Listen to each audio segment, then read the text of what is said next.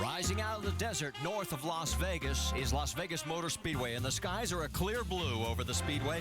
But for Dario Franchitti and Will Power, a storm cloud is brewing, and for one of these two title contenders, lightning is about to strike. Ah, yes, Las Vegas. What a perfect place to cap off an 18-race season for the IZOD IndyCar Championship. These drivers all week have been taking part of charity gambling events out in front of the Bellagio, and of course, party, and parties. But now the parties are over, and it's time to get down to business. After 17 races, it is coming down to two men for the IndyCar World Series Championship event here in Las Vegas. Dario Franchitti leads by 18 points. He could make history today, becoming the third man to win 3 championships in a row. Will Power was on the cusp of a championship last year. He's 18 points behind this year. And Dan Weldon, back at Indianapolis, stunned everybody, winning on the final corner. And Danica Patrick, well, she will be in her final scheduled race here in the IZOD IndyCar Series. So as you look down from high above, we welcome you to Las Vegas Motor Speedway as we get ready for the final stop of the 2011 IZOD IndyCar Series. And we welcome you to Honda Race Day here. And that's the trophy that those two title contenders are going after, Will Power and Dario Franchitti.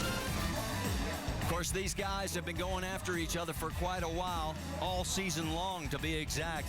In fact, they've tallied a total of 10 victories between the two of them in the 17 prior races. And if you're a Will Power fan, you'd say, hey, if I won 6 races, I should be winning the championship, right? Well, as you can see, he's not. He's trailing by 18. And Will tell you himself, when they've been bad, they've been really bad. And Franchitti took over the points lead just 2 weeks ago back at Kentucky. So as we come topside, along with former Indy 500 winner Eddie Cheever and Scott Goodyear, guys, this is the 6th year in a row this championship's coming down to the final race. And it's incredible. When you think about it, both these teams should have won probably a couple of races ago, but mistakes both by the driver on the track and the crew in the pit lane have come down to this one last race. And Eddie, with 34 cars, you know, as a driver, when you get into a car, you want to be programmed.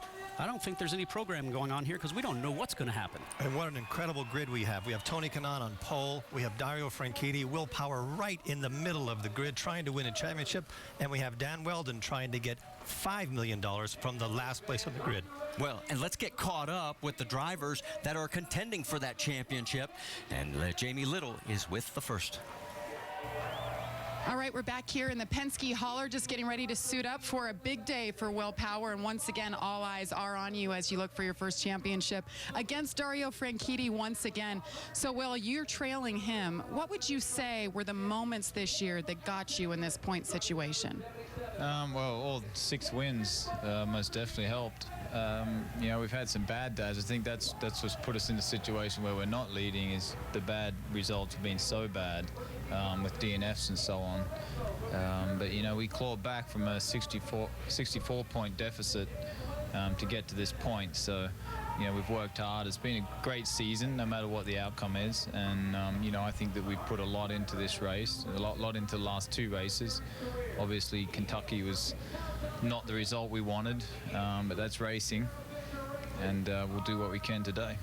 Your rivalry with Dario Franchitti has hit an all-time high this year. What is it about him that fuels your fire? It's, you know, it all started Toronto when we had the incident, and, you know, went from there. It's just it's a rivalry. It's a guy that stops you from winning championships. He's a guy, you know, if he's not there, you'd be winning championships. So it's good.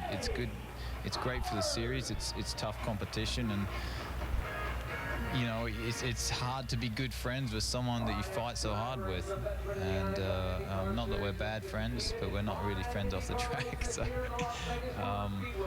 I've enjoyed it, actually. I enjoy racing with Dario. I have a lot of respect for the guy. Do you leave today as the champion? If we do everything we can, you know, we win the race, that's all we can do, and whatever else happens is out of our control, but we know that we've done everything, and if that's the championship, that's great. If not, that's racing. Thank you, Will. And coming up later, what's in a name? Will Power, the coolest name in racing. We'll explain that. But now let's go over to Vince Welch, who's with the championship leader. Opportunity, a rare opportunity behind the scenes with Dario Franchitti going for his 3rd straight IndyCar Series championship, 4th overall. Do you get nervous before a race? I mean, championship race or any race? I think any race, there's still those little butterflies, which is part of the thrill, really. You know, you want to do well. And especially today, there's a lot of unknowns. First time here at Vegas, we're not sure how the race is going to play out. Starting a little bit further back, so you know, probably no more than usual nerves. But yeah, there's a lot of unknowns today. Unknowns in the fact that you're working without your strategist, who normally is on the box for you, Barry Wanzer, his son Michael, going through a tough battle with cancer, just 6 years old. How's that impacted you personally? Well, we definitely miss Barry, absolutely. But Barry's doing a much more important job right now. He's looking after Michael, Robert, and Laurie, his family. And you know, Ironman Mike is a hell of a fighter, and we're thinking about you, Michael, Robert, Laurie, Barry. We're missing you guys today. They're part of our family, you know, part of the Target team, part of the Target family, and. You know, Simmons is a great engineer, but he ain't no Barry Wanzer on the radio. So, you know, we're going to do our absolute best today. Everybody on the Target team knows their jobs, and we'll see how it goes. Speaking of family, you've got some of your best buddies from your childhood here. How's that been this weekend? I haven't seen much of them, actually. A lot of my friends from Scotland, they come to the 500 every year. They come to the championship finals. Their wives are very understanding, so thank you for letting the boys over here. They haven't been arrested yet. Still got a couple of days to go, which is possible, but no, it's great. The support they give me is great. Hopefully bring a bit of luck today, and we can have some celebration tonight. Yeah, that'd be fun for them and you, I know. Dario Franchitti, we'll learn more about how he prepares for the big race a little bit later in the show. All right, thank you, Vince. And as you see, there's Dan Weldon being introduced to the crowd. He's got a tough task ahead of him. He's going to start dead last in this field, but if he wins the race, he has a chance at winning $5 million. And of course, it all started back at Indy in May. The Indianapolis 500, the most iconic race in the history of sports. And today marks the centennial, 100 years of heroes, tradition, and glory. Make no mistake, there is nothing ordinary about this race. This is the gold standard, a symbol for greatness that plays out on a stage like no other. They look absolutely spectacular for the 100th year. And it is now Tagliani out in front of turn 2. This is the feel-good story of the month. Trouble. The yellow is out. Heartbreak for Tags and for that man right there, Sam Schmidt. New leader on the track now is Danica Patrick. She is taking the lead. Hang in there, Danica. Hang in there. The fuel strategy could come into play if we have another yellow. It's getting to that point where it's very hard to figure out. Danica Patrick is about 4 to 5 laps shy on fuel. J.R. Hildebrand is the leader. Trying to do the unthinkable, winning his first Indianapolis 500. All around the world, our servicemen and women on this Memorial Day are pulling for J.R. Hildebrand in that National Guard entry. The white flag is in hand. He hits the wall. He hits the wall coming out of 4. Will he have enough to cross the yard of bricks? Dan Weldon is going to win the race. While he is celebrating, J.R. Hildebrand is aching. What a tremendous finish.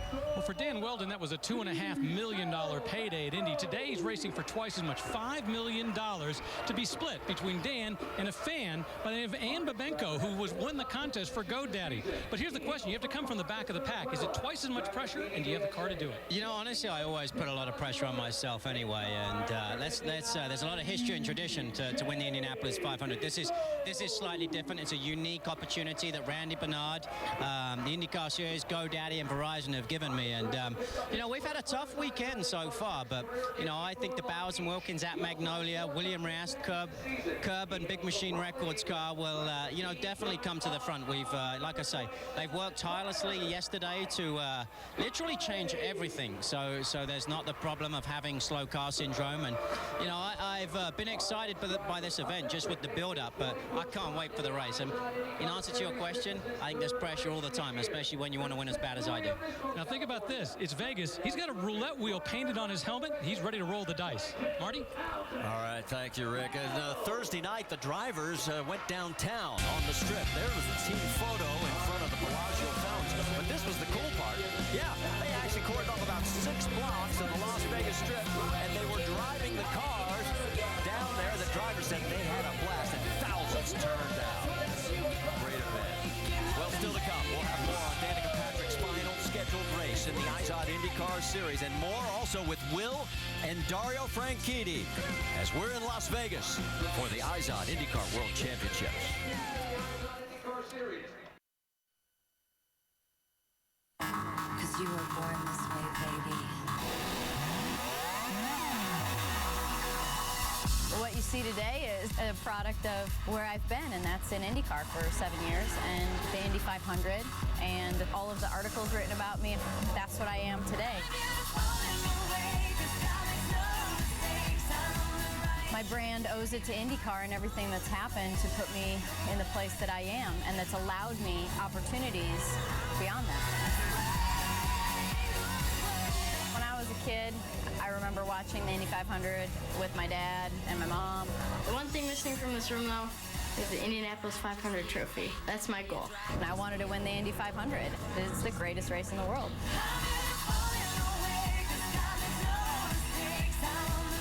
My best memory in IndyCar, the first Indy 500, there was just so much surrounding it. There was so much excitement, such an underdog feeling, and such great things that happened during it. Danica Patrick leads the Indianapolis 500.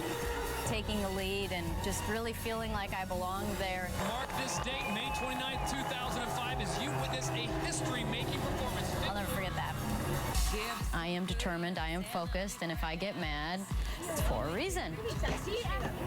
Whoa! And Danica. I'm in the wall. She was very frustrated. I'm so sorry. It's locked up on the brakes. So Danica is out of the race. Why couldn't I go straight? It's not my fault. This car is not good. Every time I come here, it's more and more depressing when I don't win the race. Boys, move over. The lady is coming through. Danica Patrick wins at Twin Ring Motegi. It was almost like, is this really happening?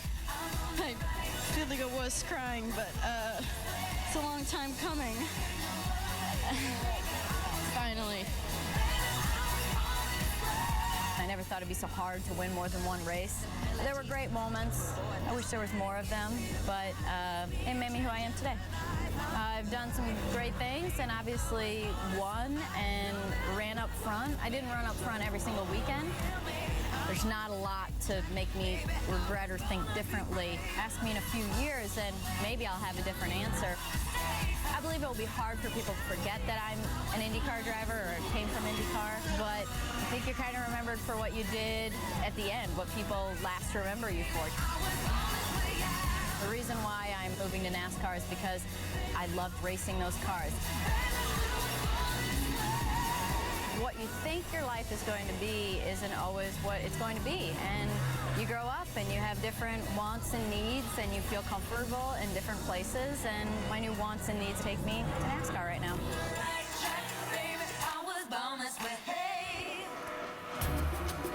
From an unknown to one of the most recognized names in sports, and it all started back in March of 2005 with her first career start. And Marty, we remember her first Indianapolis 500, the first woman to lead the 500 in May of 2005. From there, April 19th, first woman to win an IndyCar race, of course, at Twin Ring Motegi. And October 16th, 116th and final potential appearance in the IndyCar Series. Let's talk to Danica Patrick, who's left an indelible print on this series. Rick? Well, for Danica Patrick, it's all come down to one race. But let's talk about the emotions. I mean, this is potentially your final IndyCar race. What are your thoughts as you start to get into that car? Let's go make the most of it. You know, I want to do well in my last race more than any other, and I feel like there's an opportunity here. Everybody's really close. It's going to be a crazy race, but you know, I'm not out here to make friends today. It doesn't matter anymore, does it? Is there a sadness? I really thought of this weekend as being exciting. I'm excited. I almost feel bad saying it. I feel because I'm at an IndyCar race and it's the last one. But if I wasn't excited, then I didn't make the right decision, and I am. And I'm going to miss a lot of people, and I'm sure I'm going to watch some of the races down the road and think it'd be fun to be there. But I'm ready for the next phase, and I just appreciate all the support I've got over here and from all the fans especially, and let's keep it going. Danica's qualified in the top 10, and so far she's had the fastest lap on this track this weekend. This could be the day. And so far, no better than a 50-50 shot at next year's Indy 500. Other victory lane performances, how about the first woman owner to get a win? That's 2 weeks ago. There's Sarah Fisher. She was also the first woman pole sitter ever in the series history. Ed Carpenter turned his trick as he got his first win. Other winners this year included Ryan Hunter-Reay, and Marco Andretti picked up his second career win at Iowa, and of course Dan Weldon at the Indianapolis 500, his second 500 crown. And there's Mike Conway, who surprised everybody at Long Beach. So there is the trophy that Dario and Will are chasing as it comes up onto the stage here at Las Vegas Motor Speedway. We'll have more here in just a moment.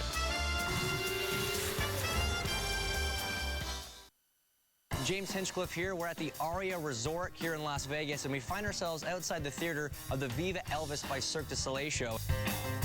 This show looks unbelievable. Think there's any chance I could get involved somehow? What do you do? I'm only really good at one thing.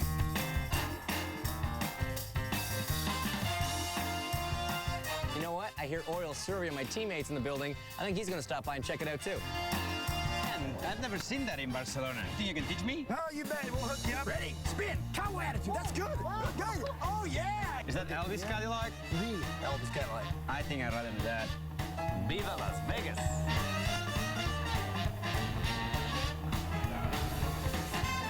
Guys always looking for a great ride. That Cadillac with the Longhorn looked pretty good. There is Will Power, currently second in the points championship, making the tour around the mile-and-a-half oval here at Las Vegas Motor Speedway. And of course, he drives for one of the most legendary owners ever in sports, as Roger Penske had his first IndyCar start with Mark Donohue back in '68. Donohue, a very famous name, and Mark Donohue won the Indianapolis 500 back in 1972 for Penske. First championship came in 1977. The gas man at the wheel, Tom Sneva. And a driver that won many races for Mr. Penske, Rick Mears. 1991 was his first, 4 wins, though, a total. 3 more for Elio Castroneves, his last coming in 2009. He's got 12 titles. Does Roger Penske, can he get number 13 from the man with the name that no one can forget? Will Power, the greatest name in racing. At what point do we stop bringing up the name? Everyone asks me about it, and my name's William, and my mother still calls me that. I remember the first time that I ever heard the name, I thought it was a joke. He was in Champ Car, and I said to myself, so now they've resorted to hiring these guys with these names, right? Exactly when do we stop with the play on words? How much willpower do I have? That's a tough question. I don't know. I guess I gave up smoking once. You simply cannot beat power. Willpower wins. When will it all get old for us? Because for Will Power, it pretty much already is. The writers have written all the will to win and power on with Will and all the headlines you can write about it, so you're making a big deal of my name. But in the end, it's willpower that keeps resuscitating the talk of willpower. Every stage of his career should have been a dead end. In 2008, Champ Car folded. In 2009, his Penske ride was only part-time. And that summer, he suffered a broken back during practice at Infineon Raceway. But each time, Power has persevered. I'm not sure how much the name plays into that, but I'm pretty driven. I enjoy winning and I enjoy competition. I'm constantly searching for the next thing. What's now? How can I improve here in every single way? That includes power displays at the gym, 6 times a week, often twice daily, and the ability to quickly move on from heartbreak. My goodness, can you believe it? Will Power is going to lose the championship here tonight. I definitely didn't sit there and go, oh man, we just lost the championship. You know, it was like, okay, why did we lose the championship? This August at New Hampshire, he unleashed history's most powerful display of the double Angry Birds. He had been screaming on the radio about there's no way that we can go back to racing. It's too wet. I spun around and I went backwards in the wall and I had my head there and I hit my head again. You know, I just bloody had a concussion at Iowa, and that really annoyed me that they put me in a position to get hurt, and I did. Oh, is he furious and makes a gesture to the folks in timing and scoring. I didn't know the camera was on me. It's not funny. Yeah, I did that. Just a split-second thing out of just frustration. In the weeks since New Hampshire, he has coolly driven his way into Dario Franchitti's rearview mirror. And for the second straight year, he comes to the season finale with a chance to become a champion. If we go to Vegas and we win, you know, Dario has a bad day, we win the championship. And, you know, that's really all you can think, is let's just do everything we can to win this race. The rest is out of our control. More accurately, it's out of his power, just like the usage of his name. There's nothing more to say, really. I mean, my name is Will Power. It's not a stage name or anything. That's my name. I don't know. What do you want me to say? Well, how would you like to be able to eavesdrop on that conversation? Roger Penske and Chip Ganassi, the two owners of the two championship contenders. More to come from Las Vegas. Dario Franchitti down on pit lane. That's his father, George, standing right behind him there, trying to make history and win his third straight championship. For his team owner, Chip Ganassi, well, an interesting road. He was a co-owner with Patrick Racing. They won the 89 500 with Emerson Fittipaldi.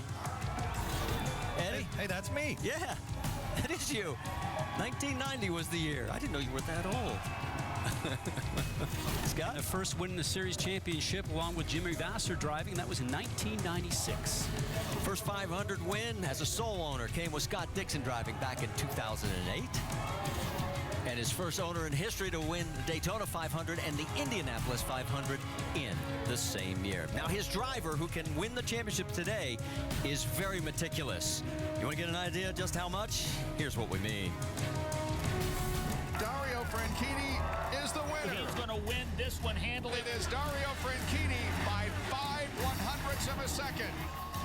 To fully appreciate all that Dario Franchitti has accomplished, look past the podium celebrations, the images of joy, and instead peek into a desk drawer.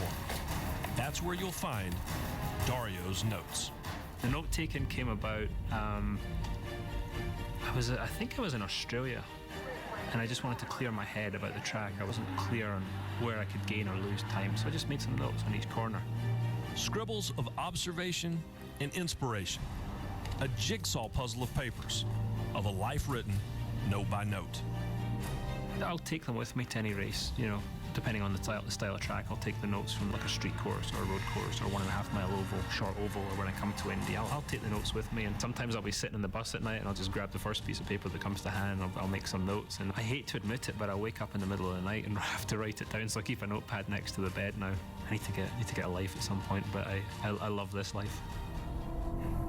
Even the moments that most would label as failure, Franchitti sees as opportunities for growth. Oh, man, that's a hard lick right there.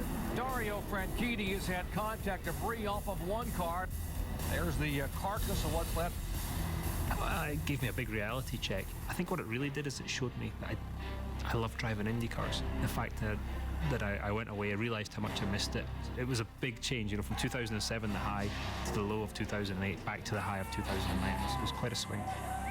Over the last 2 seasons, his notes have increasingly centered around one rival. 1 year ago, Franchitti caught Will Power from behind to win the title. The championship for 2010 goes to Dario Franchitti, and he wins the IZOD IndyCar Series championship by 5 points over Will Power. This year, it's Power who has done the hunting. Only these notes feel more like bulletin board material. Pretty dirty move. Man, that guy. Really disappointed in Dario. I always race him clean, and he always races me dirty. Will's done a very good job at painting himself as the wounded party this year. You know, he's actually been a little bit of a drama queen on occasion, but he's also bloody quick. After Franchitti took the overall points lead at Kentucky 2 weeks ago, a friend passed along another note. It was a quote from Power, writing off Dario's historic run to luck. I think to win one race, you could be lucky, but to win whatever 30 races and 3 championships and 2 500s, if he thinks it's luck, that's good. That gives me a built-in advantage over him. No matter what happens today, championship or heartbreak, one fact remains certain. Dario will make it noteworthy. Racing's a game of details, you know. In order to be successful, it's about getting all the tiny small things right, and that includes the driver.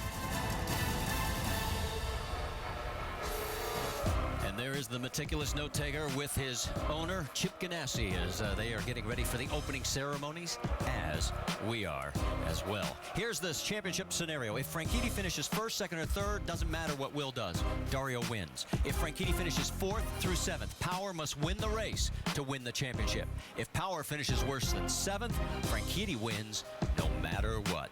Stay with us. More with this after this message and a word from our ABC stations.